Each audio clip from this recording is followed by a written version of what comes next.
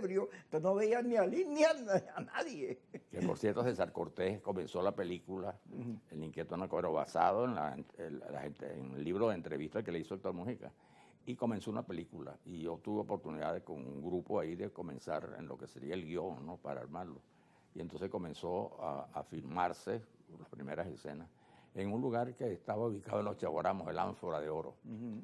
Pero Daniel Santos era un personaje espectacular. Recuerdo que llegó y se le preguntó a Daniel: usted es el cantante más importante de América. Dijo: usted está equivocado, de América no. Si usted es generoso conmigo, diga que soy el cantante de los puertos. Y entonces, bueno, ¿y cómo de los puertos? Bueno, yo nací en Puerto Rico, me hizo y todo eso, que el puerto de La Habana.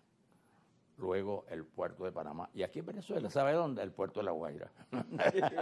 Claro, porque cantaba en aquel lugar que había en La Guaira, ¿no? Que había un lugar a fines de semana. Tú sabes que un día vengo yo en la Candelaria y venía María Fernanda, la hija de Héctor, que era periodista también. Dos de las hijas de Héctor eran periodistas. Y Andreina Mujica también. Entonces yo me encuentro a Héctor que viene con un bastón parecido al tuyo. Y yo, Héctor, yo lo quería mucho, él también. Y nos metimos en el aquelarre, No, imagínate. que todavía está ahí, a hablar. Y él estaba muy triste porque estaba en una casa de cuidados para gente de edad. Y no le dolía eso, que ya había envejecido, sino le dolía que se había ido quedando solo porque sus generaciones, sus amigos, Claro. su tiempo se había ido, se había muerto.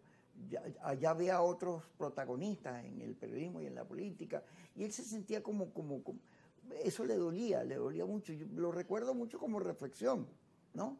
Porque a medida que te vas volviendo más viejo, pues yo me acuerdo cuando se murió María Teresa Otero. Claro. Castillo, que ella se murió como a los 100 y pico de años, 104, 102 años.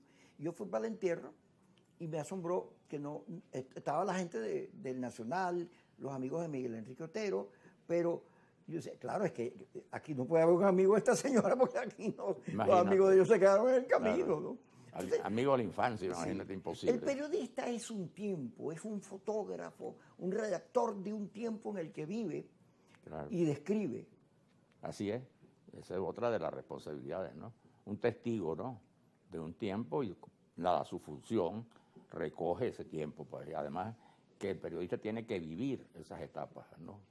Que eso lo diferencia mucho, bueno, digamos, el periodista también es un escritor, si se quiere, pero del famoso escritor profesional, no, el periodista, aparte de pensar y sentarse de una computadora ahora antes en una máquina y andar, tú sabes, tener un personaje que le da vueltas en la cabeza, como decía antes, hasta escribirlo, el periodista refleja lo que está viviendo, ¿no? Lo que pasa, y lo que pasa en la vida, pues, ¿no? En la calle, los sucesos, entonces, es un testigo de sección de la vida, ¿no? Y yo creo que esa es una de las funciones importantes del periodismo. Otro periodista que voy a recordar contigo, porque el cuento es, el día que cae Pérez, cuando el TCJ lo sentencia, en la oficina de Alfredo había una celebración, él estaba muy feliz, porque él sentía que él había tumbado a Pérez, que había contribuido a tumbar a Pérez, porque fue duro. Y Alfredo Peña fue todo un personaje, bueno, fue el primer ministro de la Secretaría de Chávez, después fue alcalde metropolitano de Caracas. El primer ministro, el primer alcalde metropolitano. Sí, y después cuando se metió en la oposición, cuando Chávez empezó a radicalizarse, él terminó en la oposición.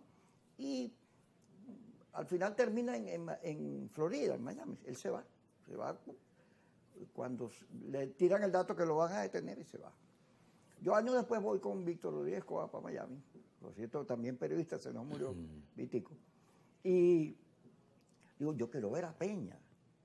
Total es que empiezo a preguntar y me cito con Peña. Alfredo Peña. Yo lo quería mucho, a pesar de que habíamos peleado mucho, porque Peña, cuando Peña era director, votaron a Fraso y a Mario Villegas del periódico. Claro, sí. Y yo salí en defensa de ambos y del colegio, porque Fraso era el secretario general del colegio y Mario era el jefe del sindicato. Nos habían herido en la institucionalidad gremial. Y entonces, Peña cuando me ve, me dice, cuando va saliendo, después de conversar y recordar muchos cuentos, él me dice, bueno, Alfredo tenía un programa de televisión en el canal 4, que era guaya, duro, un programa duro.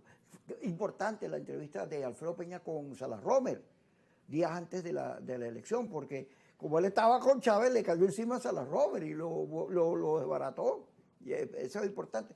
Entonces, él cuando va saliendo, me dice, Kiko, y esta es la última vez que nos vamos a ver, porque tengo cáncer, se me ha desarrollado y no creo que nos podamos ver.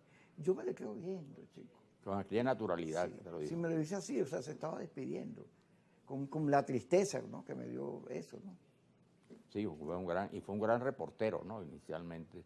Incluso se hizo en Uruguay, él estuvo en Uruguay, se hizo reportero y después acá también, ¿no? La esposa creo que era uruguaya. Sí, y luego aquí también, ¿no? Sus famosas entrevistas, ¿no? Sí. Él se dedicó al género de entrevistas. Hizo unos Incluso libros. hay una colección de libros que editó el Nacional, los libros de entrevistas, donde aparece en aquel momento, pues, entrevistas con los personajes más importantes, los candidatos presidenciales. Bueno, Peña era una de las grandes vedettes del periodismo nacional de nuestros tiempos. Así es, sin duda. El programa era bueno, Peña era un... Bueno, y el programa de televisión, por supuesto, también. Era un periodista. Nosotros tenemos un periodismo del cual hay que sentirnos dignos, porque el periodismo de Venezuela tiene su génesis en el Correo del Orinoco y en la Gaceta de Caracas. La Gaceta de Caracas era realista y el Correo del Orinoco era de patriotas. Y ambos les tocó narrar la guerra de independencia, cada uno de su lado. Y Bolívar, que Bolívar es un gran personaje. Hay gente que hay que recordarle que Bolívar no era chavista, porque hay gente que cree que Bolívar era chavista. No, Bolívar se murió en 1830. Mar en el año 1830, Mar tenía como, qué sé yo, 14, 18 años, no sé, me acuerdo. Pero no era la figura que después se convirtió. De manera que nada que ver con eso. Aquí fueron bolivarianos. Todos. Gómez, López Contreras, Mena, Gorita, Pérez Jiménez, Betancourt, todos eran bolivarianos. Tú sabes que era Gómez, en aquel momento, por supuesto, no había publicidad, ¿no? La radio, no había eslogan ni cosas. Pero se hablaba mucho de una cosa que decía Bolívar Gómez. Ponían en algunos periódicos ubicando a... Y luego todo, ¿no? Fue la Cívica Bolívar. López Contreras gobernó prácticamente con la imagen de Bolívar. Cívicas Bolivarianas se llamó un partido que fundó. Quédate ahí, vamos a meternos un poco en la historia. Hay que hablar de Antonio Leocadio Guzmán.